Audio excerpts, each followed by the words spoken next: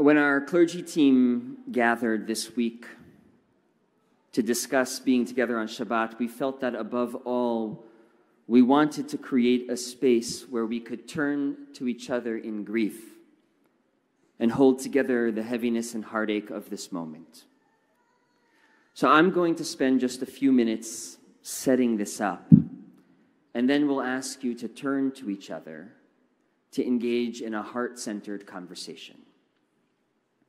One of the many impossibilities of this new reality is sorting through and navigating the distinct layers of this experience that we're all trying to process.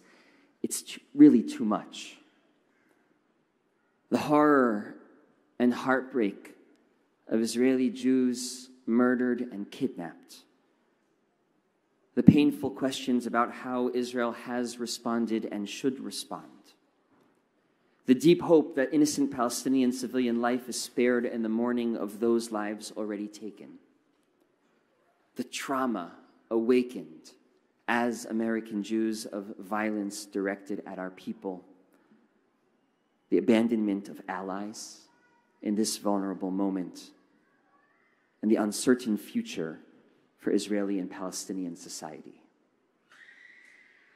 Maybe, like me, you find yourself bouncing from one layer of this experience to the next, overwhelmed by the enormity of holding it all at once.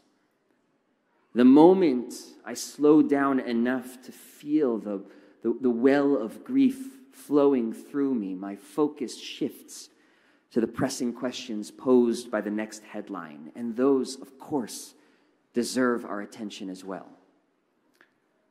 But in this space, right now, gathered together in sacred community, we'd like to invite you to be with your grief. What we can give each other in this moment is a chance to name and honor the grief we're each holding. We can witness that for each other, even if we differ on what the next step of this tragic war should be. Before sharing the question we'll invite you to ask each other, I want to share a midrash from this week's parsha that I hope helps us recenter into our hearts, letting our minds rest for just a moment. At the end of this week's parsha, we read the story of the Tower of Babel.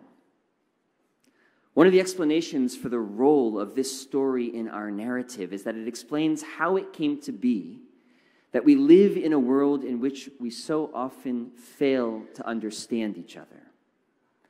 The literal and metaphoric consequence of Babel is that we now speak different languages. Babel casts us into disparate realities. Life after Babel is one where it's harder for one human heart to understand another. So what is it that happened in the building of this tower that led to the distancing of human hearts? The rabbis teach in Pirkei de Rabbi Eliezer, while building the tower, if a man fell down and died, no attention was paid to him. Lo samim et libam alav. But if one brick fell down, they would sit and weep and say, "Woe is us, when will another one be hauled in its place?" This midrash is trying to fill a gap. It isn't clear from the Torah what was so problematic about this building project. So the rabbis offer an answer. The grave failure of the builders was their inability to grieve human loss. Bricks mattered more than lives. That's what was an affront to God, what spurred God to dismantle the building of Babel. And here's the tragedy of Babel.